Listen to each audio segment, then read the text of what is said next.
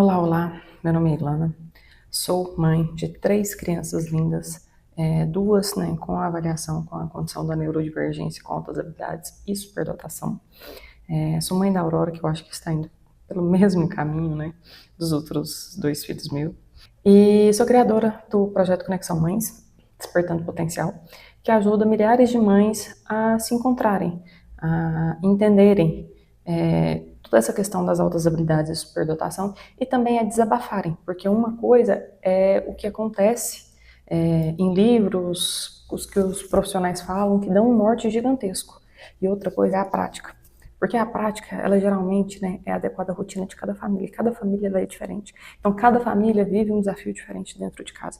E ao desabafar, contar as coisas que acontecem, no grupo a gente acolhe sem julgamento, a gente escuta sem julgar a forma que acontece ou como as coisas são conduzidas.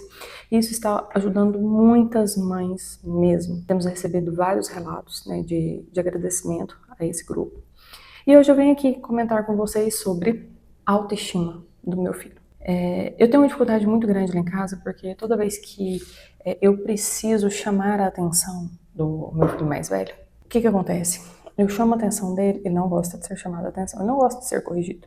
Ele acha que ele tem que estar sempre certo, mas nem sempre ele está. E sempre que é preciso, eu chamo a atenção. E às vezes quando eu chamo a atenção, ele fica empurrado ou chateado. Quando ele, por exemplo, ele joga um brinquedo, e esse brinquedo me acerta, me machuca. Eu falo pra ele, explico por que ele não pode jogar. A autoestima dele é tão baixa nesses pontos, quando a gente chama atenção, que o que acontece? Ele pega, vai pro quarto e auto se pune. Fala, eu estou de castigo porque eu machuquei a minha mãe, ou eu estou de castigo porque eu desobedeci.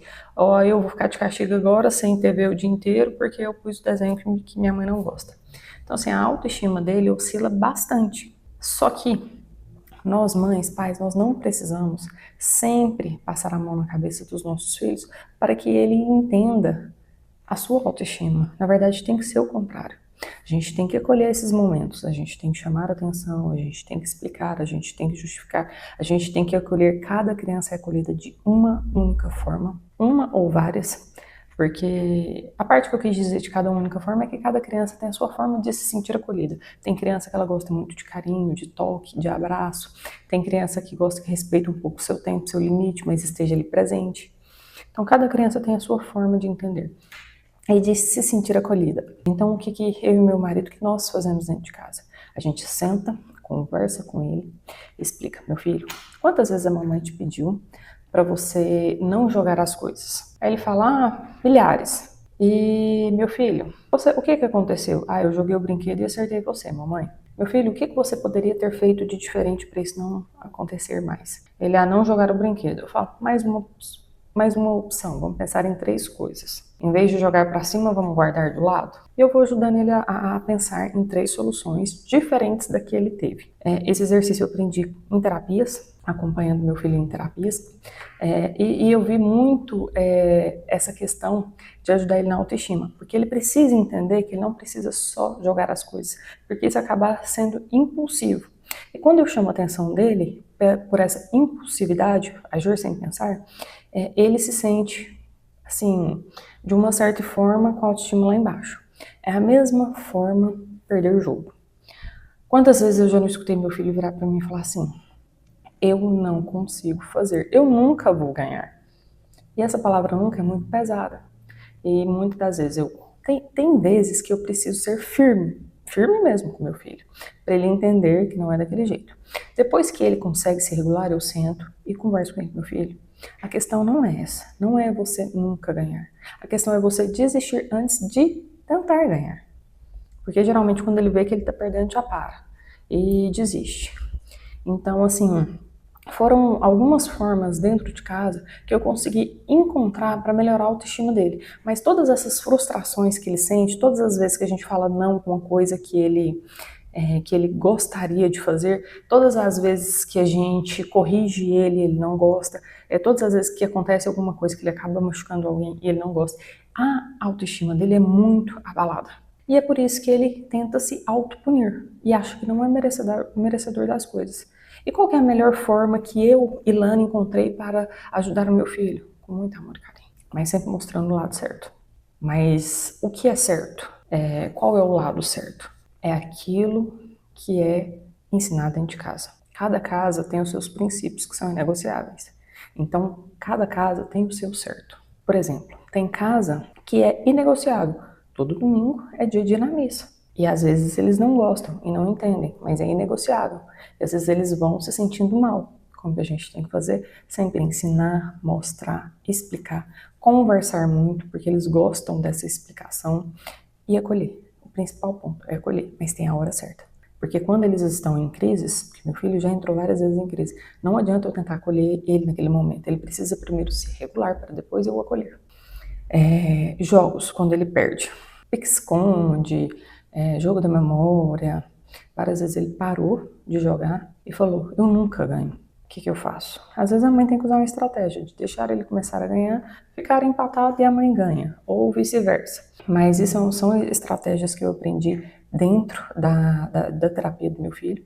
E sempre quando uma outra pessoa ganha um jogo, eu sempre incentivo ele a parabenizar. Da mesma forma que toda vez que ele ganha, eu parabenizo. Encher o seu filho de elogios quando é merecido não é excesso. Ele é muito válido, porque eles precisam sim ser validados. Mas agora o que nós não podemos é validar com palavras positivas atitudes que não foram positivas.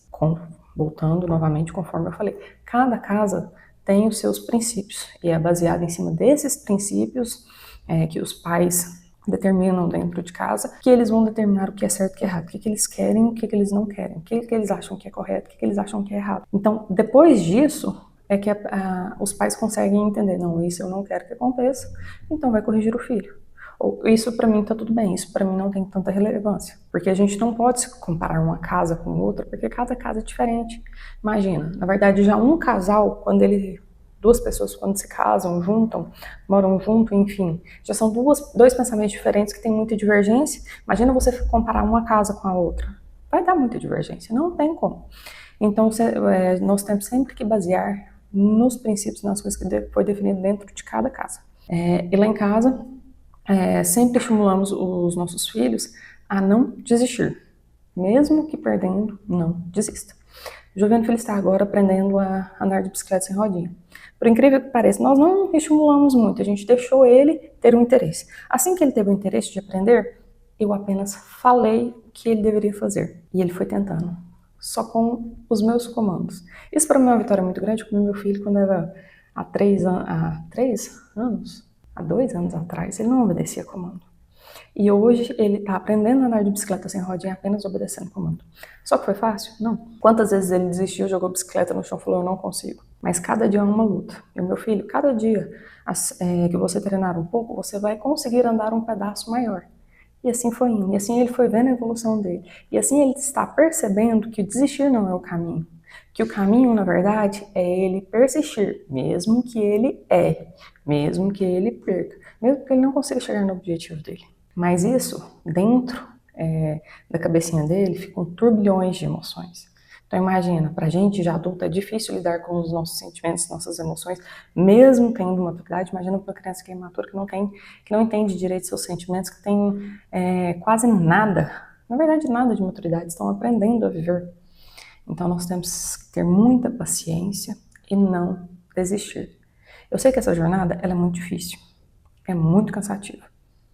É muito cansativa mesmo. Às vezes sentimos que estamos esgotadas, principalmente mentalmente. Eu sei que eu tô falando isso, que muitas famílias irão compreender isso e vão falar, eu sinto várias vezes durante o mês, a semana, que eu estou esgotada. Mas nós precisamos apenas respirar, entender que esse é um processo. O esgotamento nosso, ele é mental. E quanto mais a gente pensar nesse esgotamento, mais difícil fica. Quando a gente pensa na recompensa, que é, nossa, imagina os meus filhos, isso eu ponho em prática todos os dias, e direto eu converso isso com meu marido. Imagina os nossos filhos lá na frente, com a educação que nós estamos dando. Imagina os nossos filhos lá na frente, como eles serão em relação a pessoas, convivência, trabalho, questão de estudo, com a educação que nós estamos dando, com o direcionamento que nós estamos dando. Eu sempre penso coisas positivas. Por mais que hoje em dia o mundo nos traça outro caminho, a maioria das vezes que a gente só vê tragédia em notícias, jornais, enfim, a gente não vê coisa positiva, eu penso coisa positiva. para poder conseguir estimular e desenvolver isso no meu filho. Imagina, ele já tem um turbilhão de pensamentos e muitos deles não são pensamentos bons, são pensamentos de incapacidade, ficam muito nervosos, agressivos, enfim. Como que se eu ainda colocar esses pensamentos na minha cabeça, como que eu vou ajudar os meus filhos? Então, assim, são várias coisas para a gente poder conseguir ajudar o nosso filho na sua autoestima. Mas eu acho que eu consegui citar aqui, nesse vídeo curto, as principais que eu acho. Que é a forma como você pensa, os princípios que você determina dentro dessa casa para determinar o que é certo, o que não é, o que vocês irão permitir e o que não irão, né, para poder corrigir o filho e acolher seu filho em cada frustração, em cada vez que ele fala, eu nunca vou ganhar, em cada vez que ele fala, eu sempre perco, sempre quando ele fala essas palavras que pesam muito, porque para mim nunca é muito pesado, sempre é muito pesado. Não é sempre que acontece a mesma coisa, não é sempre que ele perde. Então, todas as vezes que ele fala essas palavras que é muito pesada, eu tenho uma empatia muito grande por ele e tento falar, não é assim, meu filho, mas eu tento mostrar de forma clara e depois eu acolho. Ou às vezes eu acolho, depois eu mostro de forma clara.